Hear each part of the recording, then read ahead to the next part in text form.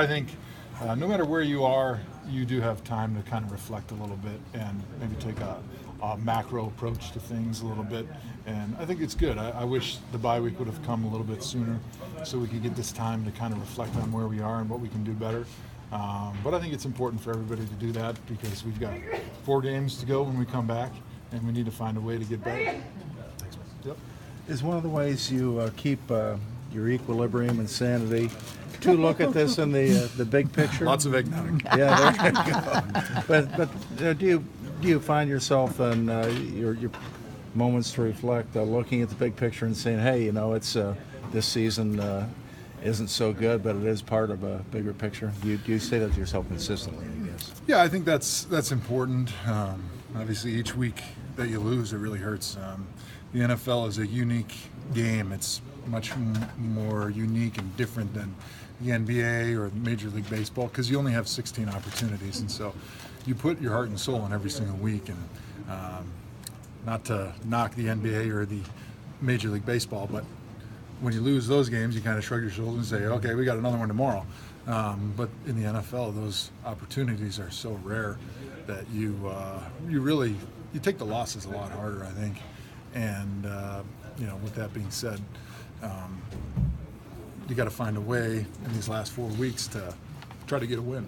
Do you still take the losses harder, Joe, when they come so regularly?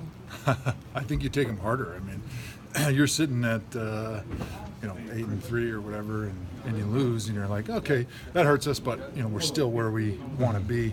I think right now there's obviously a sense that we need to get a win, and each loss means one less opportunity to get a win, and so.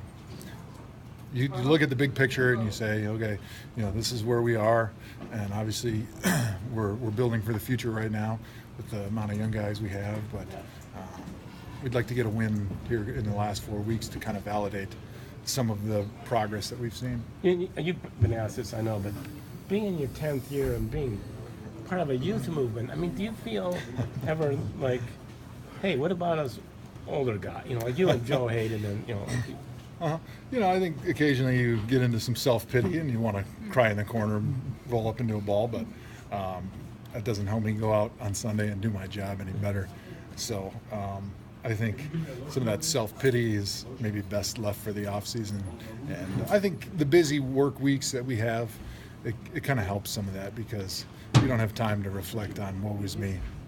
Being in this one for so long, though, and, good against a good team, and I mean, that seems like you might have taken a step forward. I know you didn't score enough points, but you know what I'm saying? There were some positive signs, it seemed like. Yeah, I mean, to me, I'm not a defensive expert, but it seemed like they probably played one of their better games of the season. So certainly making some good steps there. I think we moved the ball at times on offense, but I think we need to try to minimize the critical errors, which really hurt us. Obviously, the turnovers and some of the key mistakes in important situations that really hurt us. JPP is still a heck of a player, isn't he? Yeah, I mean, he's not that old. I know he had a down year coming off of the injury, but he can still play. Yeah. Joe, I know the snap streak's been going on for a while.